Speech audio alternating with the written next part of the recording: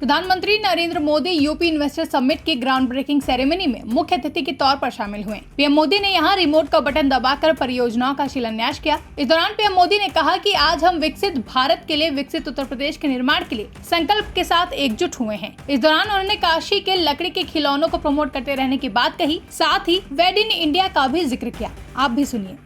पहले इन्हें बैंकों से कोई मदद नहीं मिलती थी, क्योंकि इनके पास बैंकों को देने के लिए कोई गारंटी नहीं थी। आज इनके पास मोदी की गारंटी है और इसलिए उन्हें बैंकों से भी मदद मिल रही है। यही तो सामाजिक न्याय है, जिसका सपना कभी जेपी ने देखा था, कभी लोहिया जी ने देखा था।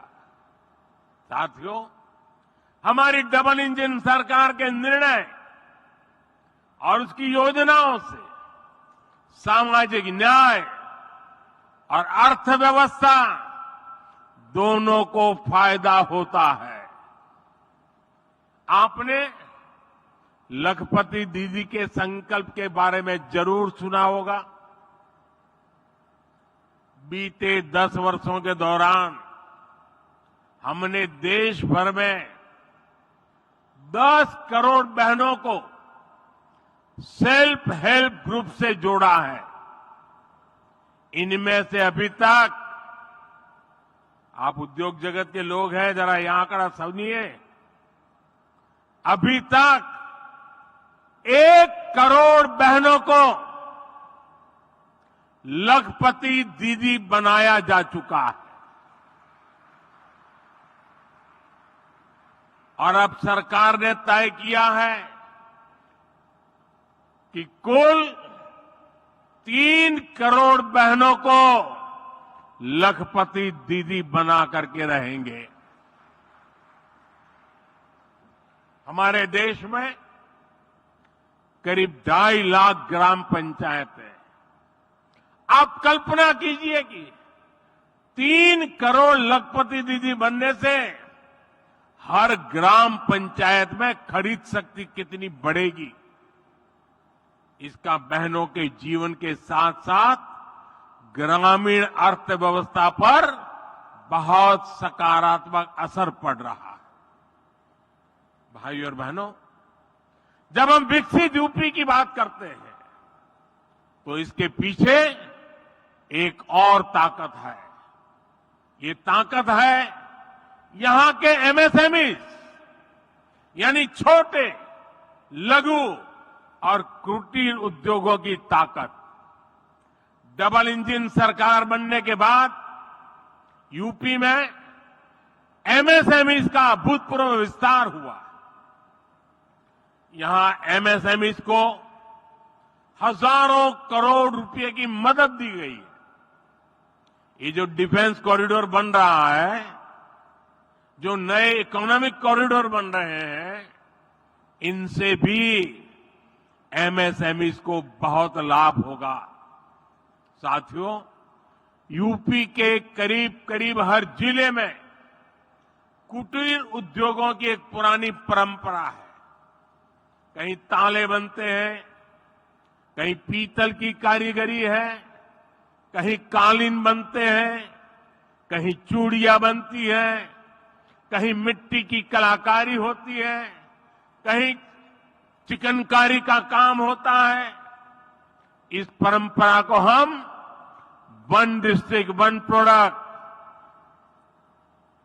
एक जिला एक उत्पाद योजना से सशक्त कर रहे हैं।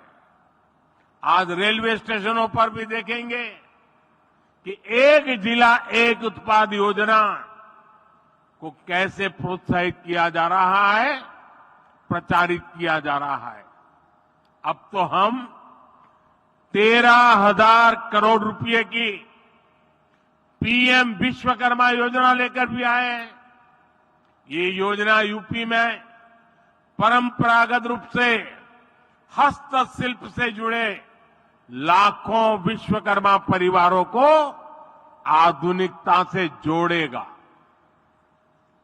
उन्हें अपना कारोबार बढ़ाने के लिए बैंकों से सस्ता और बिना गारंटी का ऋण दिलाने में मदद करेगी। भाइयों और बहनों, हमारी सरकार कैसे काम करती है, इसकी झलक आपको खिलौने बनाने वाले सेक्टर में भी मिलेगी। और मैं तो कांची का सांसद होने के नाते भी वहां बनने वाले लकड़ी के खिलौनों को प्रमोट करता ही रहता हूं। साथियों, कुछ साल पहले भारत अपने बच्चों के लिए अधिकतर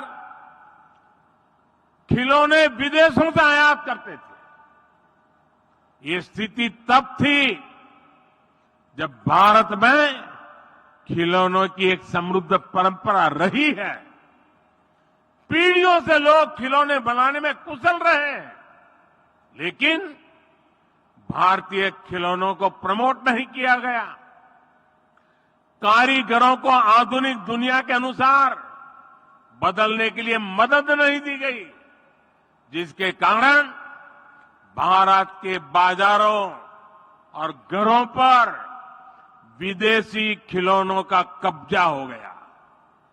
मैंने इसे बदलने की ठानी और देश भर में खिलौना बनाने वालों के साथ खड़े रहना, उनकी मदद करना और मैंने उनको आगे बढ़ने की अपील की।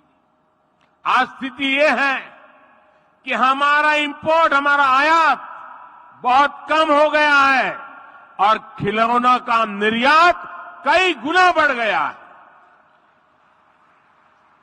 साथियों, यूपी में भारत का सबसे बड़ा टूरिज्म हब बनने का सामर्थ्य है। आज देश का हर व्यक्ति वाराणसी और अयोध्या आना चाहता है। हर दिन लाखों लोग इन स्थानों पर दर्शन करने के लिए आ रहे हैं। इसके कारण यहां यूपी में छोटे उद्यमियों के लिए, एयरलाइंस कंपनियों के लिए, होटल रेस्टोरेंट वालों के लिए अभूतपूर्व अवसर बन रहे हैं। और मेरा तो एक आग्रह है, मैं देश के सभी टूरिस्टों से आग्रह करता हूं, देश के सभी यात्रियों से आग्रह करता हूं कि आप जब टूर पर जाने का बजट बनाएं तो उसमें से 10% बजट जिस जगह पर जा रहे हैं वहां से कुछ न कुछ खरीदने के लिए रखें। आपके लिए वो कठिन नहीं है, क्योंकि आप हजारों रुपया खर्च करने के लिए यात्रा पे निकले हैं।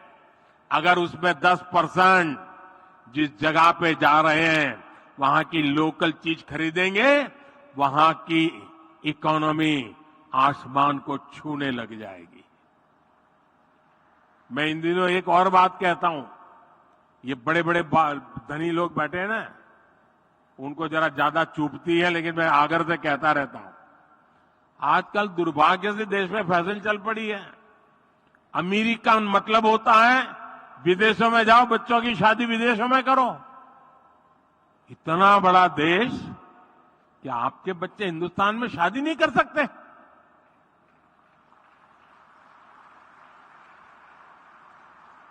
कितने लोगों को रोजगार मिलेगा? और जब से मैंने शुरू किया है मेड इन इंडिया, मुझे चिट्ठियां आ रही है, साहब हमने पैसा जमा कराया था, विदेश शादी करने वाले थे, लेकिन आपने कहा कैंसिल कर दिया है, अब हिंदुस्तान में शादी करेंगे।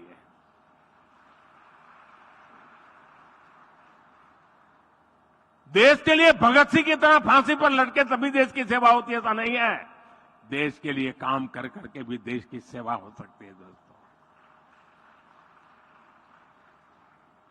और इसलिए मैं कहता हूं, बेहतर लोकल, नेशनल और इंटरनेशनल कनेक्टिविटी से यूपी में आना जाना बहुत आसान हो गया है।